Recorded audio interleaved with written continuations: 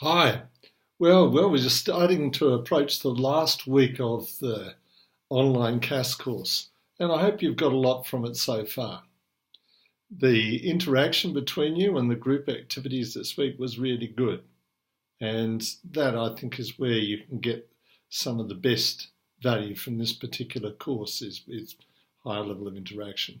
So the last week focused really about reflection, and one of the things which came out from reflection was how important it is that you actually guide students about what the reflection's on. I think being reflective is very much, as several of you have pointed out, a developmental process.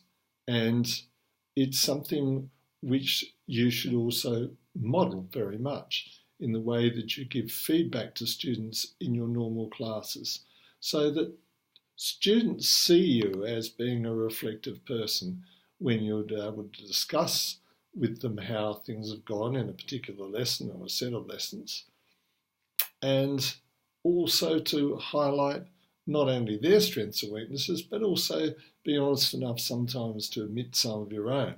And, I think that's perhaps one of the most challenging things to do as a teacher sometimes, is to highlight that aspect. In terms of being able to develop reflection, I think one of the things that you need to be able to do is to be able to have discussions with the students. And whether it is in your subject area or for CAS, I think it's very important that you talk regularly with the students and give them feedback about how they're reflecting, and give them some ideas about some different ways of reflecting. I posted this week on the Share Resource section a online material that I found very useful, because it contained a number of reflection strategies. One thing which you could also look at to encourage the students' reflection is, of course, look at the visible thinking skills and strategies which have been developed by Harvard's Project Zero. And you can find that on their visible thinking website that they have. It's really worth a look. I think the other thing which is a clear avenue for helping to develop reflection is being able to link up with the TOK course in your school.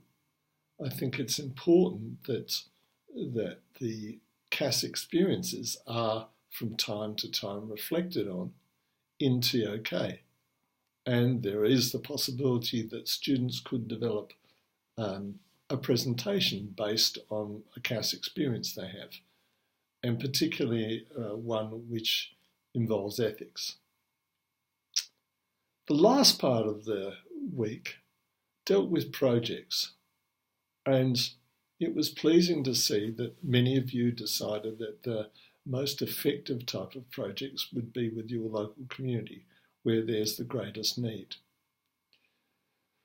While in the CAS world often we tend to see the more spectacular international projects, I think it's important to realise that these projects take a lot of work to set up and a lot of work to sustain, and you need to be very clear about what your objectives are, and not just sustaining the project for its own sake. And I think it was interesting reading several of you, Anna, Mirna, Jessica, who all talked about the local conditions that exist for CAS, and that how difficult it would be for their schools to actually be organised in an international project. And I don't think that's anything to worry about. I mean, it makes sense that your students engage with their local community, and also that gives them perhaps the greatest sense of meaning about the project. A couple of other things about CAS projects. I think it's important to realise it is meant to be a collaborative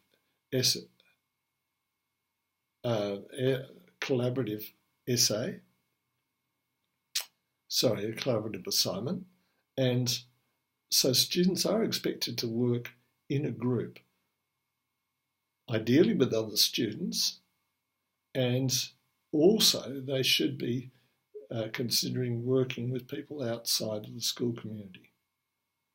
So one of the key aspects of the CAS project is collaboration with others, and also that the students initiate, plan and carry out the project. One last point is, if you have been offered, and I think you probably will have done, a tailor-made CAS experience, be very wary of what it's actually offering you. Make sure that you make some sort of cost-benefit analysis. Decide whether the benefits actually outweigh the costs. So I think that's something to bear in mind when you see these tailor-made CAS projects. The last week really is about practical things in CAS. It's about looking at how we organise portfolios, what sort of materials we're looking for in the portfolios, how they're structured and so on. And also about establishing links with subjects and with organisations out in the community. Those are some really basic things that need to be done with CAS. You will also have the opportunity to ask questions about administrative issues that you think are to do with CAS. Now, this is the last week of the CAS online workshop, and soon after it finishes is the Christian feast of Christmas. Now, we should be aiming to finish all of our posts for the workshop by midnight, wherever you are, on Thursday the 21st of December. I think that's really, sorry, I've got the wrong date. On Friday the 21st of December. So please make sure that you have completed all of your posts by Friday the 21st of December. Thank you for your cooperation. I hope you enjoyed the workshop.